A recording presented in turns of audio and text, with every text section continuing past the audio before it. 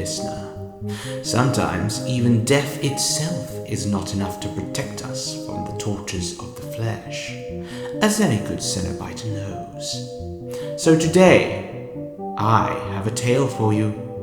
A tale of a man who has befallen one of the worst fates imaginable by any soul. Naturally, one would think he does not deserve it, and that's because he doesn't. But as I implied, fate doesn't pick its victims with bias.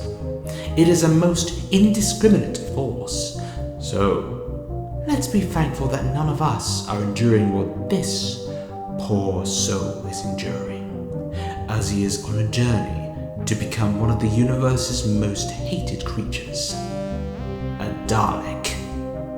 Welcome back to a whole new season of tales morbid and fresh. For now, my dear listener, I am the architect, and it is time for the Remnants to be unleashed. Enjoy.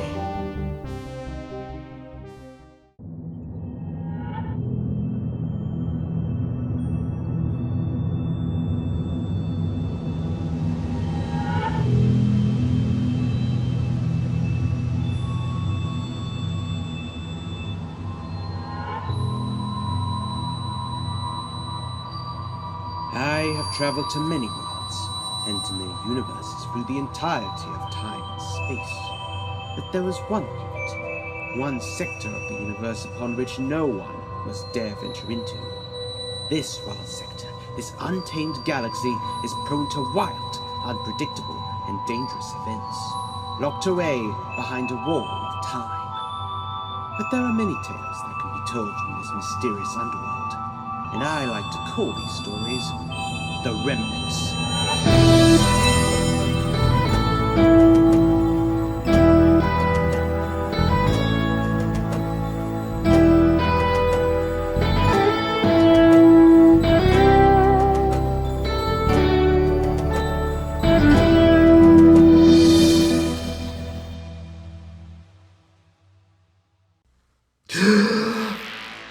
Melody, Natasha.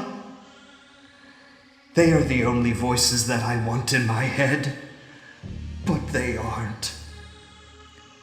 There are so many things I feel right now, none of them good, at all. All the while I can feel it infecting me. The thoughts of despair, anger, hatred, festering within me against my own will, eating away at me as I feel my flesh falling away, and twisting into something that brings me nothing but pain. This should never have happened. It was my time to go. The curtain had already closed on the tale of my little life, and yet my suffering continues in a manner far worse than I could have ever imagined.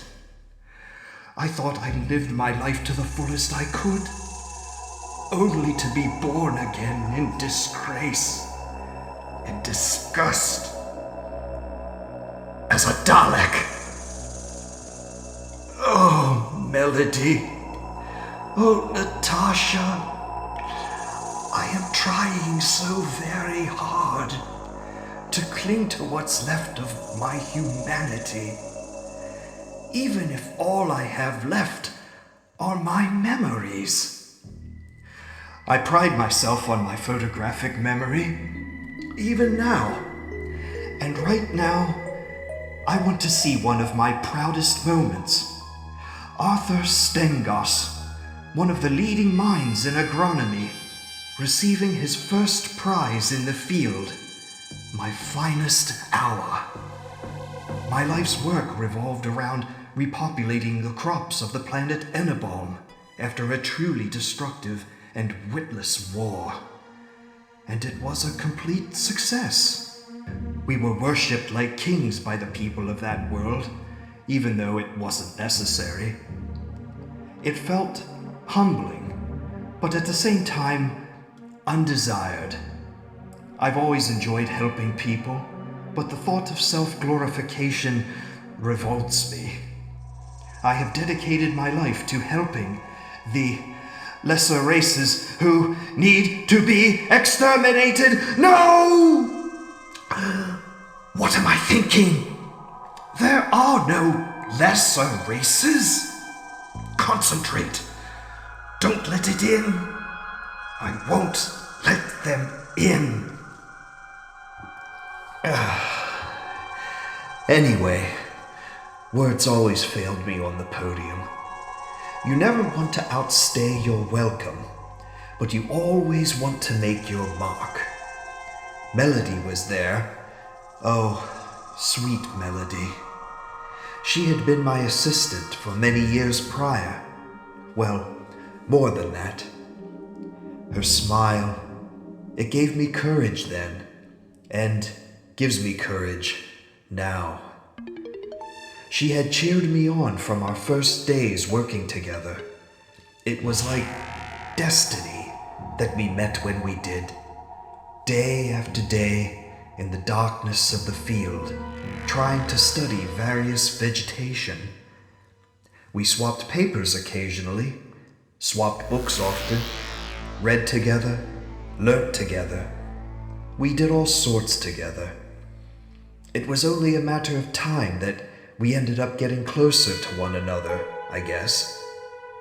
There is science as to how love functions, but I elect to ignore it. Whatever will be, yes? It's important to go with the flow. If it feels right, no matter how difficult, no matter how troublesome, then follow your heart. And that's what I did. And the next thing I knew, she was in my arms as we laid together, watching the stars fly by in the shining night. We married, inevitably, a decade into our work and our travels. She was wonderful to me. I couldn't have asked for anyone more supportive, more loving, more caring. I truly loved her. She had a wicked sense of humor that will forever live on. And not only that, but she gave me the most beautiful baby girl I could ever have asked for. My wonderful and strong Natasha. I am so proud of her and the woman she has become. Brave, sensible, and smart. So very smart. And I should have told her that more. Made an effort to lift my head from above my work and pay attention to her more. Read her a story, tuck her in at night. But no, I left that all to Melody. Because I was far too indulgent in my own work, dedicated to keeping that going for the benefit of a world, even at the cost of precious memories that could have been made. The needs of the many outweighed the needs of the one, or so I thought at the time. And by the time that she had gone off to her boarding university colony, well, I knew it was already too late. Sometimes I looked at her when she was growing up, and it just hit me. She had grown up way too fast. She had gone from a small child, barely crawling around, to a fully grown adult, ready for the big world ahead. And I feel like I missed all that. But even then, she still loved me. There was this gesture she did every night before she left us. She would make me a cup of Earl Grey tea, 10 p.m. on the dot, without fail, for years on end. When she left, there was a hole in my heart, and I miss her so very deeply. And I'm sorry to her if I never showed it enough. That said, we weren't always alone when she was gone. I remember one other day when we were visited by my old friend, the Doctor. Ah, yes, the Doctor. I remember him as well. That wide-eyed lunatic with his masses of brown curly hair and that ludicrous scarf. When I first met him, I wasn't quite sure what to think of him. He and his strange accomplice were sneaking around my crops like a couple of hungry animals. I wasn't sure if he was there to steal my produce or to eat it right there and then. You could never tell with him or his friend, who seemed to not quite have modern sensibilities down. But it turned out something was actually poisoning my produce. They helped me solve it. I would have been ruined right there and then if it wasn't for him. I owed him my life and my livelihood. So it was only natural I invited him to dinner, and he came for dinner once a month for years. He was there for me when I lost Melody. She left this world far, far too young, taken by a disease that I forever rued. It's incredible, really. I spent my entire life bringing life, only for the one I truly, romantically loved to be taken from me. I spent many nights in tears, losing my own mind. What was the point without her? Why keep going? All those thoughts went around my head. I was lost without her. But he was a guide. He was a light. We never spoke about Melody's passing, but silently, he knew. He knew what I needed. He was the brother I never thought I needed, and he took me with him on his travels for a while. He showed me the stars in a way I never thought possible, and they were beautiful. The Doctor was kind to me, and a very good friend. He was simply an enemy of the Daleks, and he must be exterminated. No! He was no enemy of mine.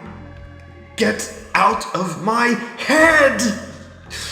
No, you can't take who I am away from me. I am Arthur Stengos, and I am no Dalek. Far from it. I don't even know how I got here. I remember it was my last day. I was resting, dreaming, sleeping more than I should have been, but I couldn't control that.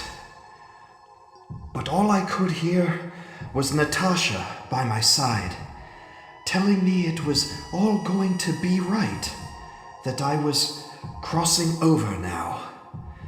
Despite it being the end, it could be a new beginning for me, even though all I wanted was to see my sweet Melody again. And for some reason, the last thing I remember, I heard someone say the words, tranquil repose, but I don't know why. Is this it? Is this the tranquil repose? Is that just another term for hell? I'm not a religious man, but I at least hoped for a peaceful end. I thought I had earned at least that. What more could I have done? What more could I have even tried? No, I will not surrender to you. I am worth more than a Dalek. You should have let me stay. dead. Yes, death. Now that was a puzzling thing, both to enter and to emerge from. You never know what to expect going in, and by God does it scare you. I don't know how long I was out, but I felt my soul leave my mortal frame, to finally disembark the confines of the mortal prison that we have endured for so long, only to be forcibly dragged back in. You have no idea what it's like to finally taste the sweet air of serenity, to wind up here. This is worse than death, thoroughly worse, for I am being conditioned to serve the Dalek race, and I will do so without question. We are the supreme beings. The Daleks will conquer all. No, I can't do this. What are you doing to me? Isn't it bad enough what you've already done to my body? I feel nothing but excruciating pain. My organs twisted and all over me. And I can feel myself becoming more and more Dalek every moment.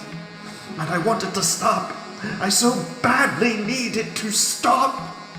And yet I know this is all happening. All because of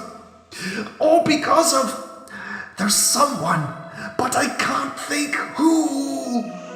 I despise every second of this, and I want it to stop. I want to die. I want to crawl back into death's grip. Anything is better than this. I will never serve the Daleks and exterminate. No, I can't, please. I have spent my life trying to help protect and cultivate life. And this is my reward, to become one of the most vile creatures in existence, to feel nothing but forced hatred for my brethren, to wish to kill against my own will, to be subjected to humiliations and torture worse than I could possibly imagine.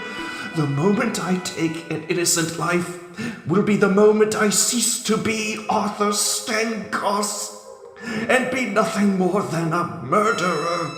I cannot betray Natasha, or Melody, or the Doctor, or the countless people I have encountered in my years.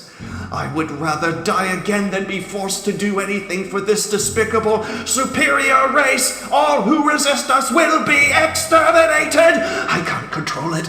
I'm losing myself. I'm losing everything. I am slipping away, but I am still fully conscious. The thoughts are just overwhelming. The will to obey a new master. I want to obey. I don't. No, I want to obey the will of the Dalek race. Please. You're right. This place is gruesome. What? A voice? Here? A human voice? Not a Dalek? Has my salvation arrived? My executioners? I must look. I must see. Who has come to find me? I see him. I see a man and a woman approaching him. Oh no. No, God. Please, no. It can't be. Not like this. Not like this. A complete head. Why? Why does she have to see me like this? Why is she here? Unless she came looking for me? I don't understand. She needs to get out. I need to warn her. No, Tasha. Surely she won't recognize me like this. Oh God, I am so sorry, my child. He knows you. He's my father. No, Natasha. She recognizes me. Father, it's me, Natasha. Do you recognize me? Of course, my dear. It's so good to see you again. I wish I was more presentable. I can't believe this. I saw you die. What have they done to you? Natasha, I'm so sorry. I never wanted you to see me like this. This is not fair. But you were so peaceful, and now they've turned you into this. You don't deserve any of it. How could they? It doesn't matter now. The only good thing is I have a few more minutes with you. But you must be in agony. I am. My mind is being torn apart. I am being conditioned to serve a new master. Tell me, did you know this was going to happen? Of course not. If I knew, do you really think I'd let them do this to you? Do you really think that? How could you honestly think I could do that to you, after everything? I was right then. This was done against your consent. Of course it was. And it's not just you either. They've taken many people and are using bodies just like this. Like you. I wanted to free you. I just wanted to lay you to rest in the way I thought you deserved, and I'm so sorry that I failed you. You didn't fail me, child. I failed you.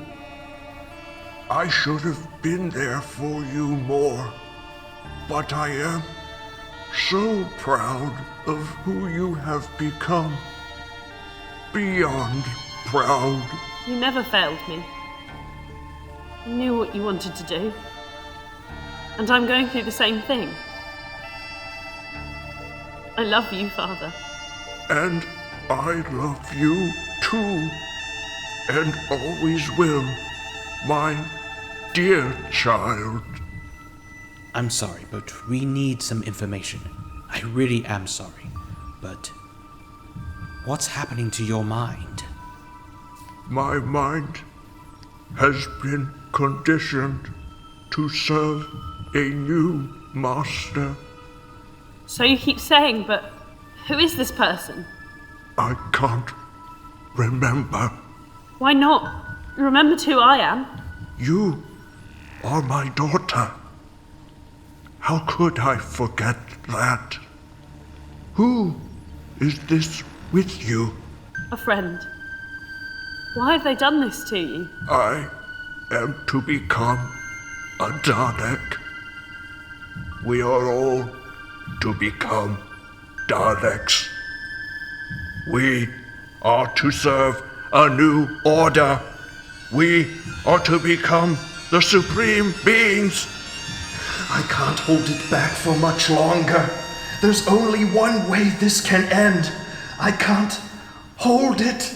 I need... Help me, Natasha. What can I do? There's only one thing she can do. And my God, I never ever wanted her to have to do anything like this. She doesn't deserve this, but I need to be exterminated. We must multiply. The seed of the Daleks must be supreme. We must conquer and destroy all those who resist the power of the Daleks. Kill me, child! I can't! It is our duty to eradicate all those who wish to pollute the purity of the Dalek race. If you ever loved me, Natasha, kill me! Kill me! Let me do it. No! It is vital that the Daleks are supreme in all things! Please, Natasha, I'm almost gone. I just need this one thing from you. And please know that I will always love you as a wonderful daughter. Do this one last thing for me and make me proud. Please, I don't want to die a monster!